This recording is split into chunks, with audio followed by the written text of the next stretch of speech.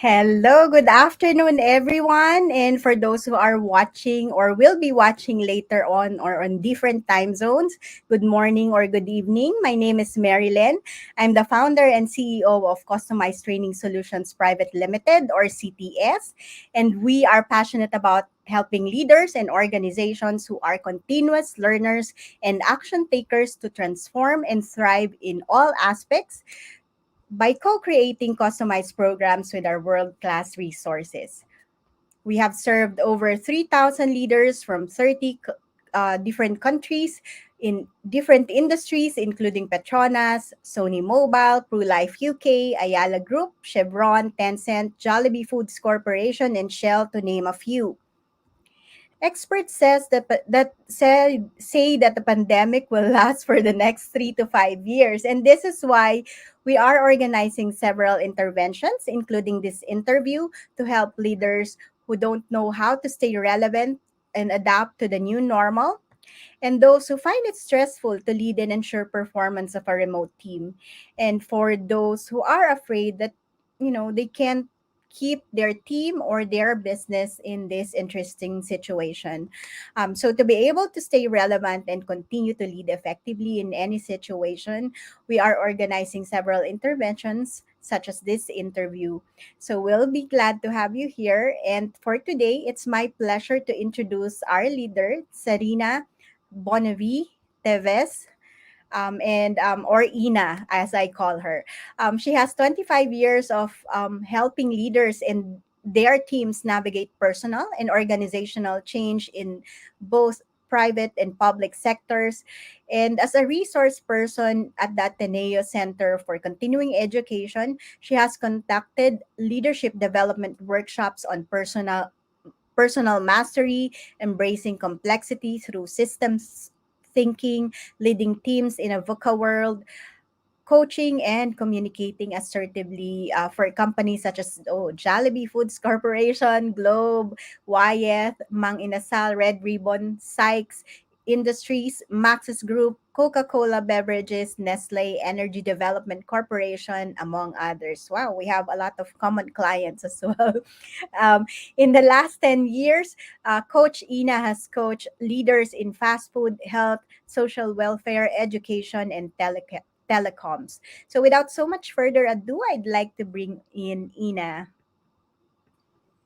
Hi, Hi, Ina. Nice to see hi. you again. How are Good you? afternoon. I'm very good. Thank you. I hope all our listeners are also doing very well. No? We are almost 2 years into the pandemic. So I hope that we are coping, adapting very well. Yes, thank you. So let's just to brief you on the questions that I will ask you. So basically the first three questions is all about us learning from which perspective are you actually coming from. And then the fourth to sixth question I would say will be always the meaty or juicy part of the conversation where I ask like important questions.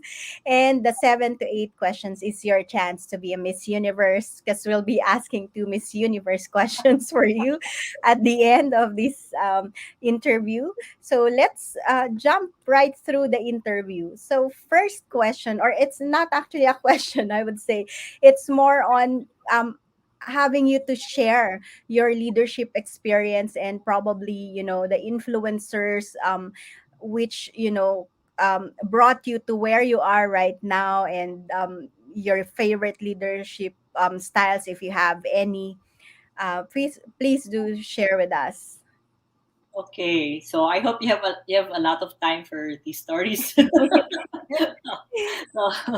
I'll be naming real people, no, people who have really been great influence to me in terms of not just style but really values. No, Mhm, what is important in a mhm, leader. So mhm, the first person I encountered, right out of college was Teddy. Okay, mhm, he passed away already a long time ago.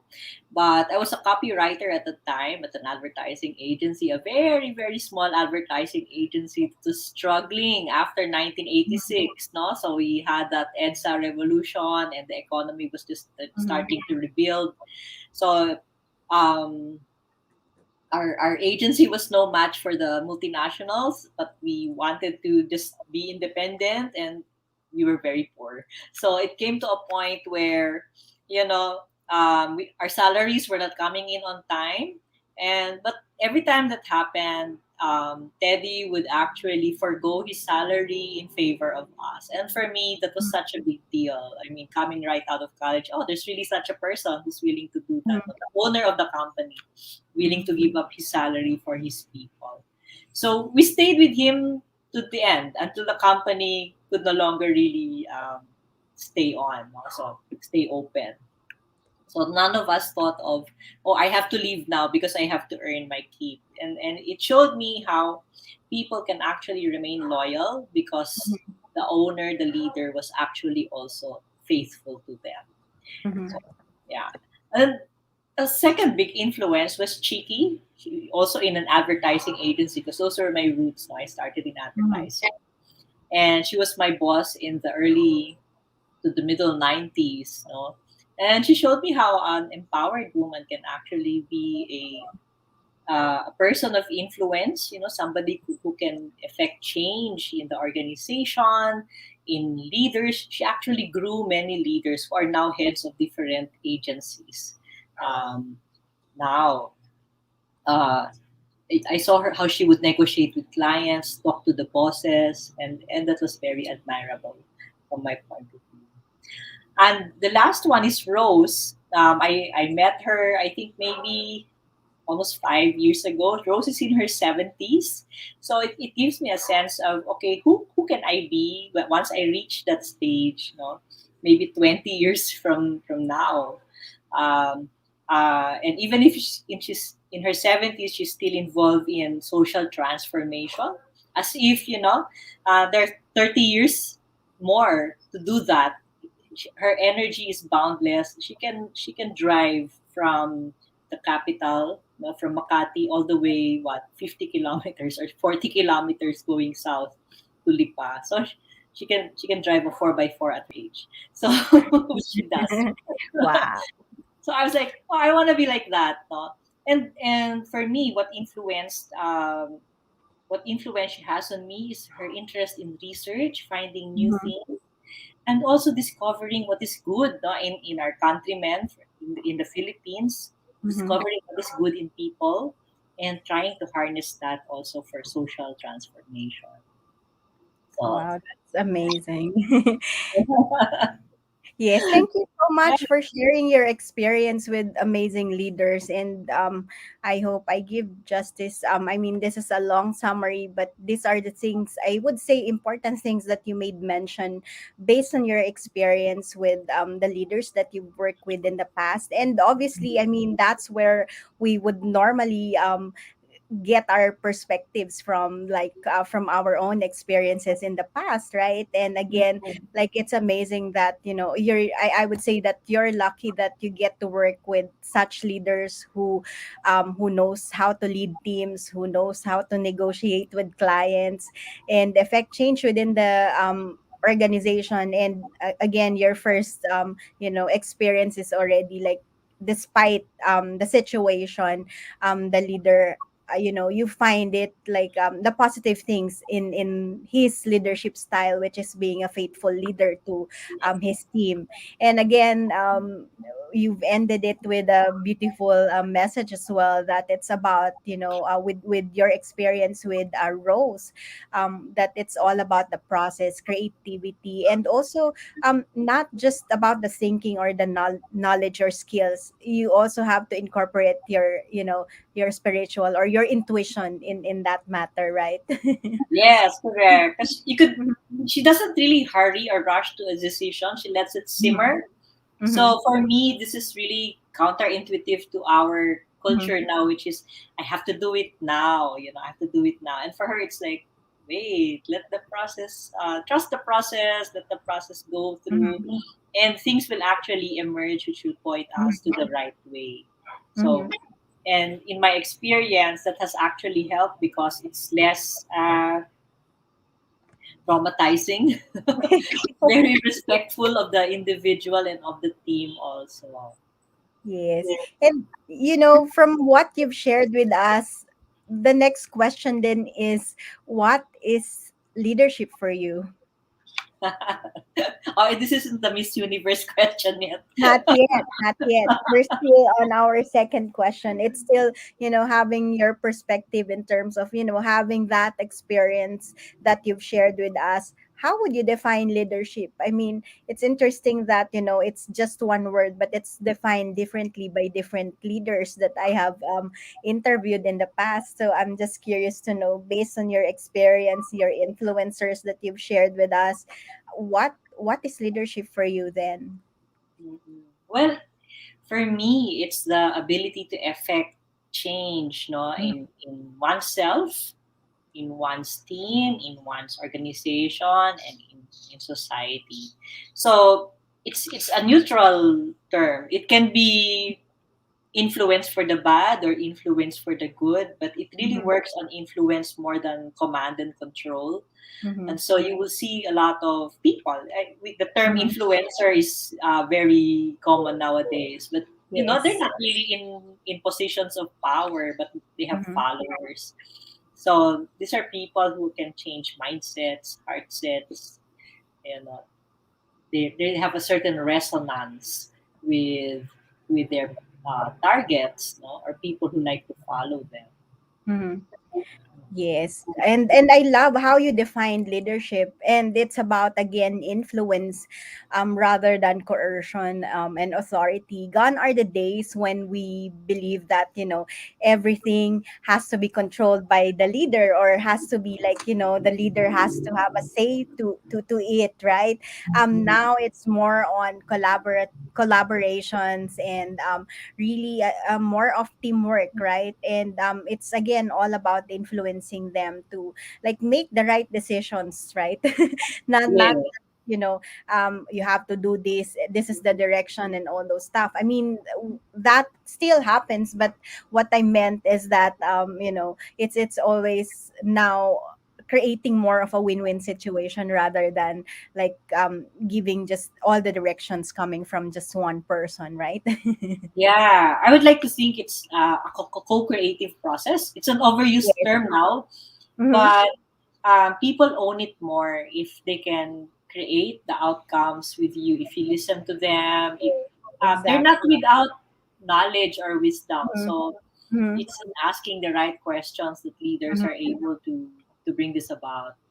Right, right. And that's the reason why during our introduction with our mission, right, we co-create these programs. It's mainly because we wanted to ensure that, there's also an accountability factor within like the programs that we organize, right? Or the interventions that we help our clients with. So, I mean, in our introduction earlier, I've made mention like, the usual problems that most organizations are facing in this current situation during the pandemic, where they're having issues in terms of how can we stay relevant, how can we adapt, and this has caused also stress and to most leaders, because are we still able to keep our team or our business, or how can we actually ensure performance of our remote team, right? I've asked all those questions in my introduction. So that leads me to my next question to you as well, that how would you define and describe the next normal, based on your experience working with clients right now? Mm-mm. Um, it would be very presumptuous of me to describe the next normal, especially like at your introduction, you were saying what will happen in the next 3 to 5 years. So Mhm. it's anybody's guess. Um, True. but okay, if you're thinking about post-COVID Mhm. normal, okay, if you can call it normal no, by the time, maybe uh, it's better to ask questions than Mhm. to suggest that this is going to happen or that is going to happen. So for Mhm. example, a question might be, do all workers have to Mhm. be physically at work? Now, I can see Mhm. how this can be an advantage for organizations. You have less workspace to use Mhm. so that Mhm. you bring down the cost of, rentals. Um, although there's a logistics challenge, but now that you Mhm. have virtual platforms like this one where you can work, there are project platforms that people are now maximizing. Mhm. Mhm. Um, but do they have to be physically at work? But if some of them do, for example, they work in the factories, so maybe the support teams can be Mhm. working from home. So how would that work in a hybrid place? No? What would leadership be like? Um, I might ask a leader, who do you need to be able to be Mhm. in both contexts, no? A physical context and a virtual context?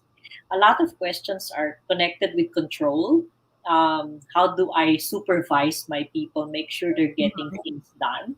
So maybe the question is not how do I make sure they're getting things done. It's Mhm. more like um, should we now change our way of measuring performance from the time I put in to the output. So maybe I should just give you my output regardless of how I do it during the week. If the week after 5 days that's my Mhm. deadline and I give it to you, then there's no need to question whether I'm actually at my desk or at my table, at my computer, because I know some organizations measure that.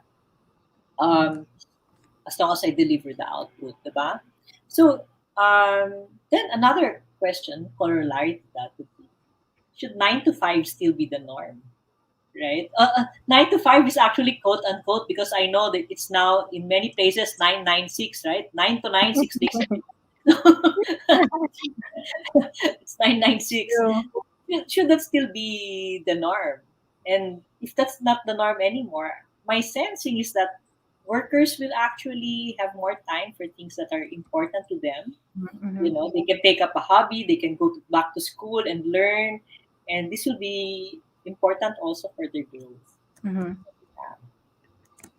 Wow, thank you for sharing that. And again, like, you've raised an important answer here, I would say. Like, instead of answering this question, is really sharing a few questions instead of that, right? And it's basically what I get from what the questions that you've asked is mainly like are the things that we used to do are still working at the current situation, or will still be applicable in the future. Having said that, right? Mm-mm. I am trying to put it as much questions as I can. And then again, it's all about really about how can you actually like make it more effective based on the current situation now. It's thinking through how can we actually make it more effective, how can we do it in a different way, right? Because what has COVID Yes. brought to us is mainly like really giving us a lot of realization on how things are being done, right? Realizations of how important mental health and well-being in the workplace. It has raised awareness as well as it doesn't really have to be a 9 to 5 thing, right? Yes. And it's also like continuously like creating more intuitive, more collaborative ways, and more effective ways, despite the current situation or working remotely um, type of work that we have right now, right? Mm-mm. So yeah, thank you for sharing that with us. And and again, like what I've mentioned, it has raised a lot of problems for leaders. But even beforehand, like leaders are already like experiencing similar problems. So that leads me to my next question. From your experience as a corporate leader in the past and now working with corporate leaders, especially for multinational and conglomerates, right? What would you say would be the top three problems that they normally face? Okay. So you're saying here normally face on a good day. On a good day or now with the current situation, right? Yeah, a current situation. Okay, these are the things that I've been hearing for the past, I guess, Mm-hmm. 12 months or so. No, and Mm-hmm. one is really, and you mentioned it, no? How do you inspire and motivate your remote Mhm. team? Mhm. um, what seems to have happened is that now that people meet virtually, Mhm. the interpersonal element, the Mhm. friendly element, no, of getting together seems to have been lost, and everybody in a Zoom meeting would just go right down to work. And so the Mhm. question to ask there is, okay, how can we make our Zoom meetings friendlier like before, where Mhm. you had a seatmate here and you could just nudge that person and say, hey, have you heard about this and that? So how can you work that into your meetings? So the personal part of being in a team, because we have to admit that work is really personal. It's a very social. It's Mhm. social. Nobody Mhm. works alone, except if that's really your job. No, you're Mhm. you're, you're a solo worker. Um, well, another one for the pandemic would be, well, what's my post COVID exit? Mhm. What's my COVID exit plan? No, so if I don't know what's gonna happen in 3 to 5 years, how can I even plan for that Mhm. strategically? I frankly don't have any advice for that. Um, but it's more like, maybe the question behind that is, how will I sustain my organization Mhm. given how the market is changing, how the way the market is interacting, you Mhm. know, with the suppliers, with the vendors. People are discovering they don't need to go to the mall anymore just to buy clothes. Maybe Mhm. they go to the mall to eat, but even now, people can order food, and there's I would say that there's a booming underground economy of Mhm. you know housewives who discovered their love for cooking, and suddenly they're all on Facebook selling. Also, Mhm. um, the concept of the mall, this big places where you can put business together, maybe that has to be rethought, because why would I go to a mall if I can now order online? Um, Yes. diba? So maybe I'll go there to be with friends. So how can that? What would the design of the mall now be? Um, yeah. So it's really a question of relevance. I think those top two are things that leaders would think about. I think the third one would be sustainability. No, how do I help my organization not just survive this but thrive in the new normal? What are the things that will help me learn fast, no? Mhm. And build those structures that will actually enable me to innovate very, very fast. Mhm. Wow, Mhm. that's really an amazing share. Thank you for that. And again, like even before COVID-19, sustainability has always been like a top problem for whether the organization is big or small, right? I Mhm. mean, it's not the first time I've heard this answer as the top problem, especially for those leaders who are actually working with multinational companies and conglomerates. And Mhm. even I, as a small organization, I would always like do my best to like help my clients and also like incorporate that in my business on how can we actually create more sustainability. And now, like with what happened during the COVID-19, there's more things to think of as well, right? Yeah. Like how will I how can I contribute to my environment, or to the planet, on top of the rest of the people profitability, productivity, performance that we always talk about. But now, here we are, we also like think through like, oh, okay, how about the planet, are we doing something about that? Because at the end of the day, how can we have a sustainable business, or how can we have any sustainability at all if we don't take care of our planet as well, right? On top of our people, right? Which is always the Right. case, right? So before I proceed to the next question, I just want to say hi to Moses Collins for listening to us. He said great to be in at this interview. and he's saying hi from India. Thank you so much, Moses, for engaging with us, and I hope you do enjoy, listening to us, and that you're gonna learn something out of this interview. And so let's proceed to the Hi, next. Moses. Yes. So I mean we've summarized a few. Did I show them the summary, by the way? So we've summarized the top problems in the new normal, or in the next normal, of most leaders. Mm. And again, like what you've said, it's all about relevance on top of what I've mentioned on sustainability. And hopefully we can give them also a few answers on how they can, stay relevant with the next questions the next question I would ask you, which is, what are the important leadership capabilities and skills you must have in the next normal to continue to lead effectively?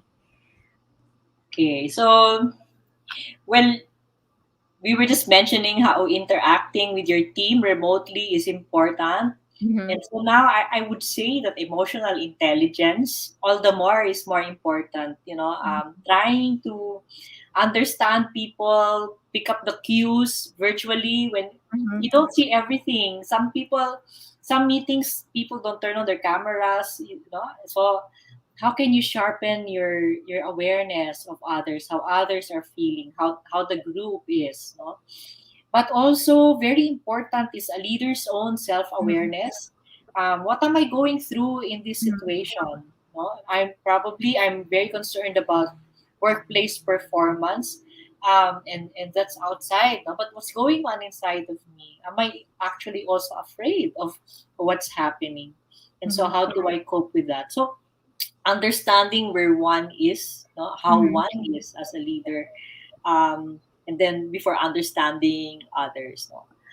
So emotional intelligence, I think that will be very, very, very important, especially because people are going through transitions and very, very fast changes are going to happen when the economy starts opening up, as it's starting to happen in many in the US, for example. Is it going to drive the price of oil up because people are starting to go out now? So I'm hearing Mm-hmm. that it will go up by 2 pesos, or what's that? $4, $2. So, um, or I don't know. So if there are a lot of changes that are going to happen, then a leader with emotional intelligence will be able to help the team more, or the organization more. Another one would be thinking strategically. A lot of times, leaders are very into the detail, what's going on, when in fact, again, no, having a mindset of, okay, why are we doing this? What is the outcome that we want? What are the objectives for which we are working before really going into the implementation? And Mm-hmm. then another one would be uh, thinking systemically, meaning understanding how all of these things that we are doing now will impact different parts of the organization, not just immediately, but maybe a few years down the line. That's when we see the impact. So, how should I now make decisions? How should I frame problems? No, these are things that leaders need to think about. You mentioned creativity, so thinking Yeah. creatively, no? Asking, is there a better way? Asking, why should it be this way? Why not another way? No? And encouraging people to ask that. So leaders need to create that space where people can ask questions, not just sarcastic questions or leading questions, but really questions for insight, questions for creativity. Um, And lastly, since this is about questions, it's asking better questions instead of just giving advice. Because leaders like to give advice, of course, because they have experience, right? But asking better questions. Um, for me, those are the five. Wow, that's really a good summary of what are the important leadership capabilities and skills. And again, these capabilities or skills that you've mentioned again needs to be learned, relearned, or and that's the reason why we need continuous learning, right? To be able to really adapt or to stay relevant, like what you've also mentioned earlier, right? And this requires, again, emotional intelligence. I remember the conversation we also had in our previous summit, Yeah. at least especially the conversation you had with the rest of the panelists, right? Mm, Where you've actually talked about emotional intelligence and different I would say different modalities or different ways to actually communicate, influence, and create as well that what you've mentioned, the psychological safety within the organization, so that your team, not only the leader, will have to ask questions or dictate or suggest the questions, but also mm, to have like more people to participate in the conversation and then in the decision making, right? Make it more collaborative as possible. So, and again, that requires creativity and asking better questions, like what you've shared in your answer, right? And before I proceed to the next question, I'd like to say hi to Noraisha. Thank you for listening to us. Yes. hello, For Eliza. full content. Thank you so much. I appreciate that. And so that leads me to my next question. I mean, we've talked about different skills and capabilities, and of course, sometimes we have to update that or upskill, reskill to be able to have that, right?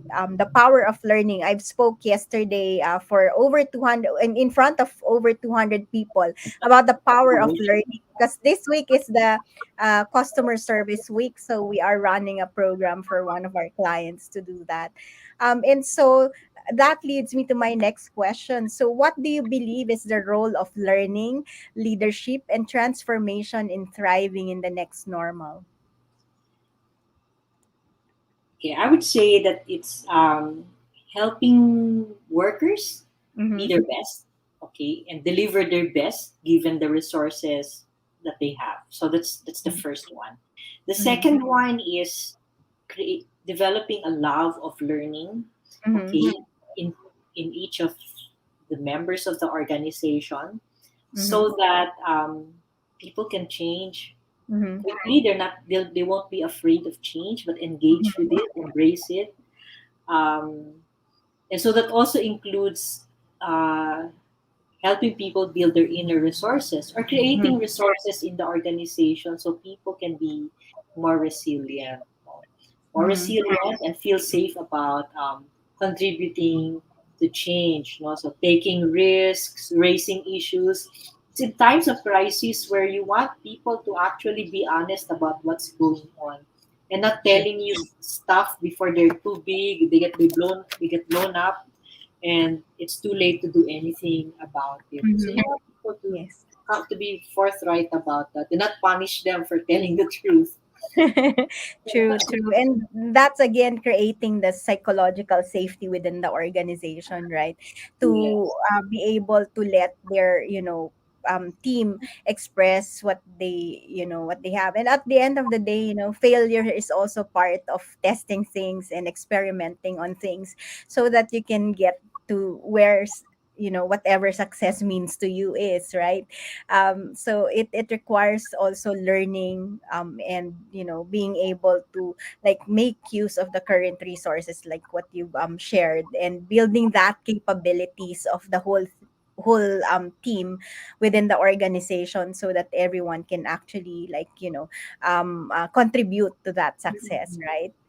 And Right, right. yes, yes. So that I would like to ask you. So we will move more to our Miss Universe question, the last two Miss Universe questions. Now that we've answered like about leadership, learning, transformation earlier, but it could definitely be related to what you have already shared in the earlier question. So my question then is, if you have a magic wand and can use it, what will you do with it?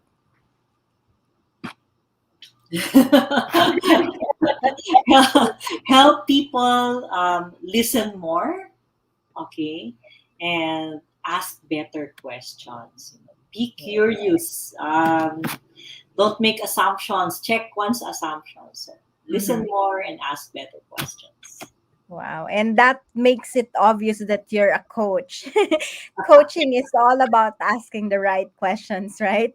And the good thing is that, without even the magic wand, this is already something that you're doing, right? For the clients and for the audience that we have, those people that you work with, you train.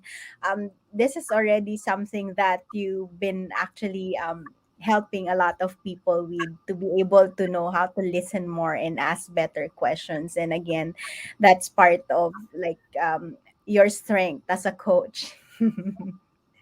It's part of the thing I have to do. I Exactly. have to master. It's something you learn how to do, but everybody can actually learn how to do it. One True, doesn't true. have to be a coach. Yes. And if that, I'll go to my last question, and also would like to probably ask an extra question, because my 7 and 8 question is very an open question. You can actually say anything about it, right? Or like, Yes. ask like, do anything about the wand, or ask whatever question you want to have. But what I wanted to find out, once you answer my last question, is really like, what was the thought process that you have to go through to be able to like come up, this is the best answer I would like to give to Marilyn during this interview, right? So what's the thought process that comes along with these two questions? So the last question is actually, if you were to ask yourself a question that you can best answer, what would it be? Feel free to share with us as well why. And then again, the thought process that I'd like you to share with us for the last two questions I have. So Marilyn actually asks good questions. Just want to tell you. So, the last question, the answer to your last question is, why Mhm, am I here today?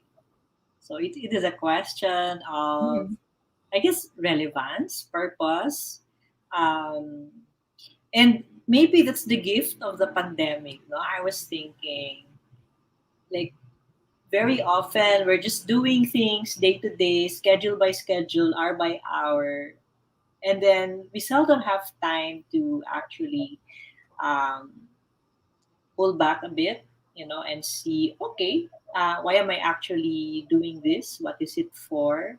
Um, am I contributing to the greater good? In fact, that's also a question. Should I contribute to mhm. the greater good? Why or why not? So, and if those are the questions, then what is the Mhm, action that comes afterwards? No, it mhm, helps us also. For me, asking that helps me trim down the things that are not relevant, or mhm, at least take a pause and see, okay, so which of these things are actually aligned with the things that I say I believe in. mhm. Let's Yes. do that. That's the thought process behind it. It's probably the pandemic that has actually helped bring this to the fore more strongly. You know, not to have to rush into things, but actually to consider, to note and to consider. So those are things that are not often very used nowadays. But Mhm. because we have Yes, space correct. now, we can do that. There. Did I answer Oh, your question, oh, Marilyn? yes, yes. And like, is there like anything that you'd like to add in terms of like the thought process that you went through to come up with your answers in my question 7 and 8? Or if not, if Yeah. not, or if you've shared that already and I miss anything, just let us know if there's any additional message you'd like to share to our audience before we end this conversation. Oh, okay. Well, in terms of the thought process, it's exactly that. No. Uh, Asking, why am I doing this? Anything, whatever it is you're doing now, Mhm. listening to this podcast, no, listening, reading a book, or preparing a report. Why am I doing this? Am I enjoying it? Is it for the Mm-hmm. betterment of somebody? If I'm not having fun with it, why am I doing this? Why am I doing this? So that's the thought process behind it. A question of purpose. Mm-hmm. Okay, because we the pandemic tells us we have limited time. We can die tomorrow, especially last year where a lot of friends have passed on. Mm-hmm. It's a realization that we take time for granted. So Mm-hmm. it's good to True. ask how are we spending our time? Yes. Yeah. Wow, I love it. Thank you so much for all this reminder, and thank you for this very authentic and very purposeful, I would say, conversation with you. And I really love how it actually went through with the question and answers that we have. I mean, like, you've shared with us very important reminders in terms of how we should ask ourselves better questions. And again, like, it's all about living our purpose, right? And being able to share that, and making this world, or contributing to make this world a better place to live in at the end of the day, right? So thank you so much, Ina, and I'm glad to have this conversation with you. And again, thank you for those who are watching us and who would watch us later, after this interview. And do join us in the journey to fight the pandemic that has caused challenges, and let's all turn it into opportunity through this several intervention that we are helping you with. And do remember that even the richest investors in the world would say that investing in yourself is the best investment that you can ever make in your life. So with that, we would like to leave you with this quote from Dolly Parton, that if your actions create legacy that inspires others to dream more, to learn more, to do more, and to become more, then you are an excellent leader. Thank you so much, Ina, and thank you, everyone. Thank you, Bye for now. Marilyn. Stay safe Okay. Bye bye. now.